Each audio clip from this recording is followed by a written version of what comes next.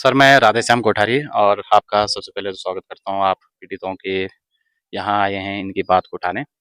Sir, पहली बात तो उत्तराखंड में ये पहला मामला नहीं है दलित उत्पीड़न का। इससे पहले आप देख चुके हैं, अल्मोड़ा में कफलटा कांड हुआ, जगदीश हत्याकांड हुआ, टिहरी में जितेंद्र दास को सिर्फ इसलिए मार दिया गया क्योंकि वो अपर कास्ट तथाकथित उच्च जाति के नीच लोगों के सामने कुर्सी पे बैठ के खाना खाया, उसको मार दिया गया। और तमाम घटनाएं उत्तराखंड में दलित उत्पीड़न की हुई हैं। लेकिन सर, मैं ये देखता हूँ कि ये बात करते हैं समरसता की, ये बात करते हैं भाईचारे की, ये बात करते हैं कि आप लोग हमारे भाई हैं, हम लोगों ने साथ रहना है, बाहरी लोग आ रहे हैं, ये यहाँ पे वैमनस्य फैला रहे हैं। लेकिन मैं आप लोगों से कह रहा हूँ, क्या वैमनस्य तब नहीं था, क्या जातिवाद तब नहीं था कि आप एक जाति विशेष के होने के नाते, जातिवाद के कारण आप एक माँ के लाल को, एक पिता के एकमात्र सहारा को मार दे रहे हैं। ये कितनी कुंठित और घृणित मानसिकता इन लोगों की है।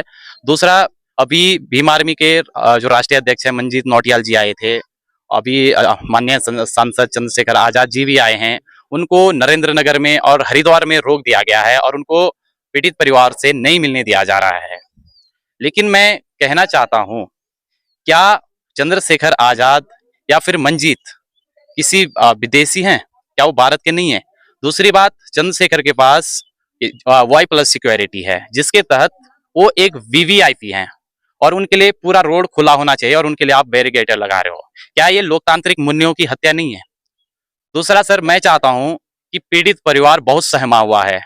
मैं दोषियों को कड़ी से कड़ी सजा की तो मांग करता ही हूं, लेकिन जब दोषियों को सजा हो जाएगी उसके बाद भी क्या ये परिवार सुरक्षित इस गांव में रह पाएगा, इसकी गारंटी कौन लेगा? दूसरा, मैं चाहता हूं इस परिवार को विस्थापित किया जाए, यहां से किसी सुरक्षित जगह पे रखा जाए। डर केवल मारपीट का नहीं है, डर आर्थिक संकट का भी है, डर रोजगार का भी है। क्या इन लोगों को यहाँ पर आसानी से जीने दिया जाएगा? क्या इनके रोजगार के साधनों पे हमला नहीं किया जाएगा? इन लोगों का सामाजिक बहिष्कार हो सकता है। जिस तरीके से हम लोग न्याय की मांग कर रहे हैं और एक विशेष कम्युनिटी एक इस प्रकार के बयान दे रहे होंगे, आपने अभी देखा होगा एक दो दिन पहले कि अभी तो केवल मारा है, जान से नहीं मारा है। ऐसा भी समय आएगा कि तुम्हें 200-200 टुकड़ों में काट के फेंका जाएगा। और एक संत, तथाकथित संत कहने वाला खुद को एक ढोंगी पाखंडी बाबा कहता है कि जिन्होंने ये कांड किया, जिन्होंने इतना निर्मम हत्या करी, उनको सम्मानित किया जाना चाहिए। क्या उत्तराखंड का शासन प्रशासन सोया हुआ है? क्या वो नहीं देख पा रहा है कि इस प्रकार का माहौल इस क्षेत्र में बनाया जा रहा है और किस समूह के द्वारा बनाया जा रहा है? और जबकि जो शांति प्रिय तरीके से संवैधानिक दायरे में रहकर अपने अधिकारों के तहत पीड़ितों से मिलना चाह रहे हैं, उनको आप मिलने नहीं दे रहे हैं। और लेकिन जो खुलेआम इस प्रकार की अराजकता पैदा कर रहे हैं, लोगों को मारने की धमकियां दे रहे हैं, एक विशेष समुदाय को, इतने बड़े अनुसूचित समाज को टारगेट करके मारने काटने की धमकियां दे रहे हैं और ये खुलेआम घूम रहे हैं, तो क्या ये उत्तराखंड सरकार की, उत्तराखंड शासन प्रशासन की नाकामी नहीं है? तो कुल मिला के ये है, ये लोग डरे हुए हैं। हालांकि डरे हुए तो वो उन लोगों को होना चाहिए जिन्होंने बेटा खोया, लेकिन मैं कहता हूं ये लोग डरे हुए हैं कि कहीं ना कहीं हमारी ये जो कुंठित जातीय मानसिकता है, ये इसकी कहीं ना कहीं पोल पट्टी खुलने वाली है। अगर यहां पर अंबेडकरवादी विचारधारा वाले लोग आएंगे जो समाज को एक समतल नजरिए से देखते हैं, समानतावादी दृष्टिकोण से देखते हैं, तो कहीं ना कहीं हमारी जो ये गैर बराबरवादी, वर्णवादी, जातिवादी व्यवस्था है, इसका पता दुनिया को चल जाएगा। लोग जागृत होंगे और अपने अधिकारों की बात करेंगे। इसलिए ये लोग कहीं ना कहीं अड़िंगा डाल रहे हैं, बैरियर लगा रहे हैं, रोकने की कोशिश कर रहे हैं कि इस क्षेत्र में जागरूकता का माहौल न पनप पाए। क्योंकि जो जागरूक व्यक्ति होगा वो अपने साथ किसी भी प्रकार से शोषण बर्दाश्त नहीं करेगा। लेकिन जो इस व्यवस्था को दिल से स्वीकार कर चुके हैं, अनपढ़ लोग, नासमझ लोग, वो बेचारे समझते हैं कि भगवान ने ही हमें ऐसा बनाया है, हमारे साथ ये लाजमी है, तो वो लोग अपने अधिकारों की बात नहीं कर सकते, अपने शोषण के खिलाफ नहीं लड़ सकते हैं। सुनने को मिला है कि कुछ यहाँ के जनप्रतिनिधि, मैं नाम नहीं लेना चाहूंगा, कुछ ऐसे जनप्रतिनिधि जो खुलेआम कह रहे हैं कि कुछ राशन पानी ले लो और कॉम्प्रोमाइज कर लो। क्या एक बच्चा, एक माँ से पूछो आप, कितना दर्द उस माँ को होगा? उस बाप से पूछो जिसने अपना एक हाथ खो दिया है। क्या एक व्यक्ति का एक राशन से कंपैरिजन किया जा सकता है? क्या 2 कट्टे राशन के और एक इंसान, क्या आप इसको एक ही तराजू में तोलते हो? तो इस प्रकार की मानसिकता बिल्कुल भी गलत है। इसकी जितनी गौर वर्चना की जाए ये बहुत कम है।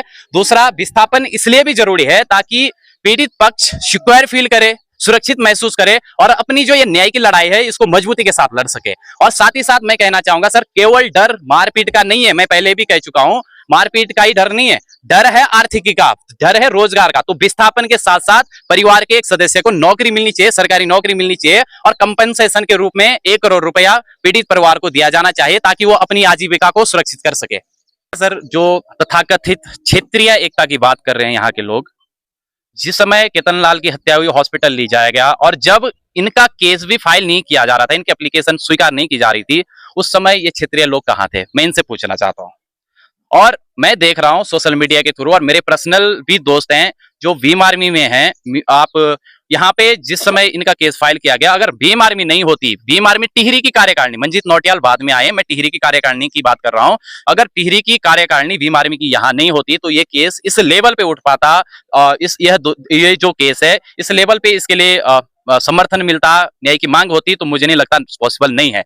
तो मैं उन क्षेत्रवासियों से कहना चाहता हूँ कि आप भी थोड़ा सा ये जो जातीय श्रेष्ठता है, ये जो झूठा अभिमान है, जो ये प्रिविलेज है, इसको त्याग कर आप सच्चाई के साथ क्यों नहीं आते हैं? तो कौन नहीं आपको कहेगा कि आप भाई हैं?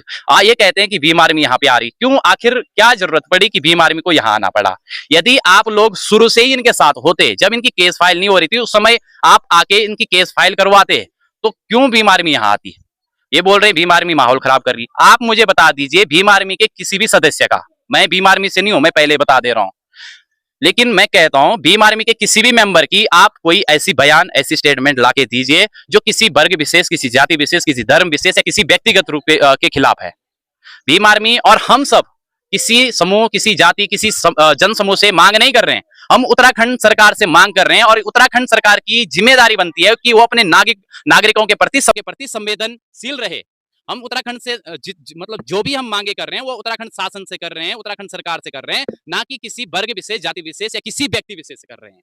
तो मेरा इतना ही मात्र कहना है। और वैमनस्य की बात रही तो आप स्पष्ट ही देख पा रहे हो सोशल मीडिया पे कौन वैमनस्य, कौन माहौल खराब कर रहा है, वो स्पष्ट इनकी धमकियों से, इनके कुंठित मानसिकता से प्रदर्शित है। और भीम आर्मी जहां संविधान लेके चल रही है, न कोई हिंसा, बिल्कुल शांतिपूर्ण तरीके से यहाँ पे आ रही है, तो निराशाजनक है जो यहाँ पे नहीं मिलने दिया जा रहा है। दूसरा, सर, ये सिर्फ भीम आर्मी का विरोध नहीं है, ना ही किसी अन्य संगठन का विरोध है, ये विरोध है उस विचार का जो दलितों में अपने अधिकारों के प्रति उठ रहा है।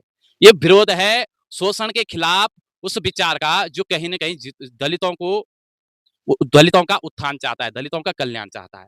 ये विरोध दलितों की आवाज का है, क्योंकि आज तक क्या था, ये लोग पीटते थे, मारते थे, जातीय वैमनस्य दिखाते थे और हम लोग चुप रह जाते थे। तो इनको चाहिए था कि बस हम इनको जूठी रोटी देते रहें या हमारी गुलामी करते रहें, हम लोग इनके ऊपर अपना रौब झाड़ते रहें। ये ठाकुर साहब कहे के, फलाना साहब कहे के या अलाना फलाना जो भी साहब हैं वो कहे के चुपचाप रहे थे।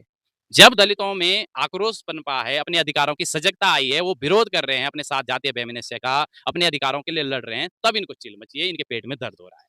तो मैं ज्यादा कुछ नहीं कहता हूँ, उन माता पिता को संवेदना व्यक्त करना चाहता हूँ जिन्होंने अपने लाल को खोया है। मैं मतलब नहीं बोल सकता हूँ इतना। और दूसरा, उस भाई की आत्मा को शांति मिले जिसने इस निर्मम हत्या का जो शिकार हुआ, इस असहनीय दर्द को जिसने सहा है, और वो भाई उसने शहादत दी है। मैं तो कहूंगा प्रेम करना कोई बुरी बात नहीं है, आपने भी किया है, मैंने भी किया है, दूसरे व्यक्ति भी ने किया है, और जिसने प्रेम नहीं किया है मैं समझता हूँ इंसान नहीं, वो पत्थर है। प्रेम सब करते हैं, सबने कहीं ना कहीं किया होगा।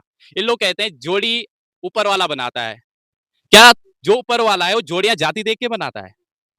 और मतलब यार, कितने मतलब गिन आती मुझे इन लोगों से, बिल्कुल